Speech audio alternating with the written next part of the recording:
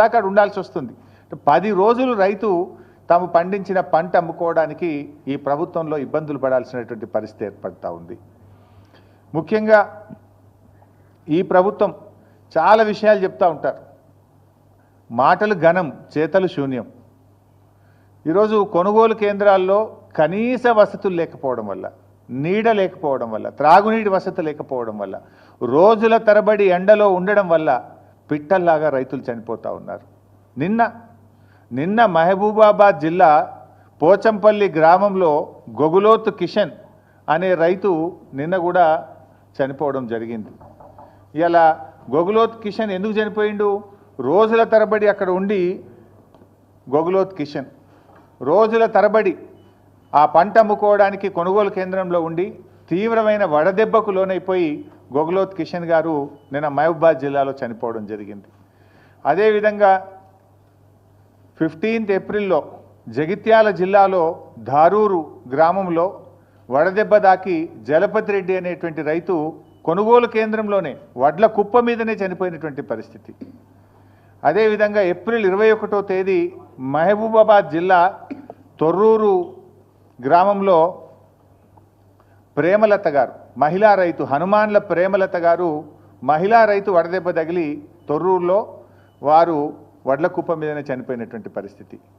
అదేవిధంగా నెల్లుకుదిరి మండలం మదనతుర్తి గ్రామంలో బిర్రు వెంకన్న, చూడండి వడ్ల మీదనే బిర్రు వెంకన్న అనే రైతు వడ్ల మీదనే చనిపోయినటువంటి పరిస్థితి. ఎండదెబ్బ తగిలి కళ్ళంలోనే తాను ఆరుగాలం కష్టపడి పండించిన పంట మీద, ధాన్యం మీదనే చనిపోయినటువంటి బిర్రు వెంకన్న దృశ్యం ఇది. అదేవిధంగా మన జనగామ నియోజకవర్గం చేర్యాల మండలంలో ఆకునూరి గ్రామంలో చింతకింది హనుమయ్య అనేటువంటి రైతు అక్కడే కళ్ళంలోనే మరి ధాన్యం అమ్ముకోవడానికి వచ్చి అక్కడే చనిపోవడం జరిగింది. అంటే ఈ రకంగా ధాన్యపు రాశులే సాక్షిగా కొనుగోలు కేంద్రాల్లోనే రైతు మరణాలు జరుగుతూ ఉంటే ఈ ప్రభుత్వానికి చీమ గుట్టినట్టు కూడా లేదు. ఈ మరణాలు సహజ మరణాలు కావు, ఇవి రేవంత్ రెడ్డి ప్రభుత్వం యొక్క నిర్లక్ష్యం వల్ల జరిగినటువంటి మరణాలు. ఈ మరణాలకు రాష్ట్ర ప్రభుత్వమే బాధ్యత వహించాలి. ఈ రైతులకు ఒక్కొక్కరికి 25 లక్షల ఎక్స్గ్రేషియా ఇచ్చి ఆ కుటుంబాలను ఆదుకోవాలని చెప్పి నేను ప్రభుత్వాన్ని డిమాండ్ చేస్తూ ఉన్నా. ఎందుకంటే ఇవి సహజ మరణాలు కావు. ఒక రకంగా చెప్పాలంటే ఇవి ప్రభుత్వ హత్యలు, ప్రభుత్వ నిర్లక్ష్యం వల్ల జరిగినటువంటి మరణాలు.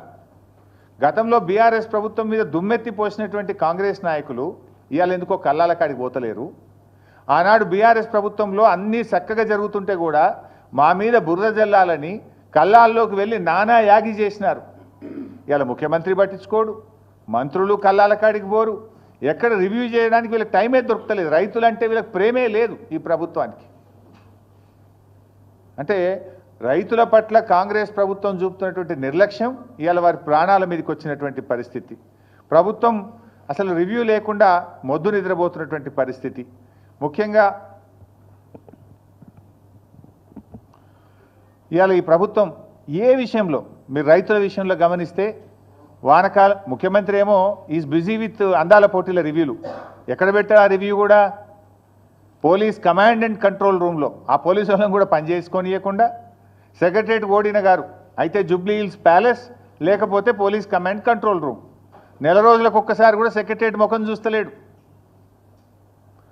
ఇవాళ ఆ పోలీస్ కమాండ్ కంట్రోల్ రూమ్లో అందాల పోటీల మీద రివ్యూ పెడుతున్నావు కదా రేవంత్ రెడ్డి గారు. మరి రైతులకు రైతు బంధు అందిందా లేదా అని ఎందుకో రివ్యూ పెట్టవు? వానకాలం రైతు బంధు ఎగబెట్టివి, యాసంగి రైతు బంధు సగం మంది కూడా అయిపోతివి. రుణమాఫీ అందిందా లేదా?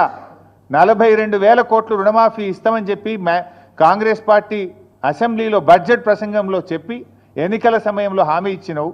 మరి అసెంబ్లీలో బడ్జెట్లో చెప్పిన రుణమాఫీ 42,000 కోట్లు అయిందా లేదా అని రివ్యూ చేయడానికి నీకు సమయం దొరకలేదా రేవంత్ రెడ్డి గారు?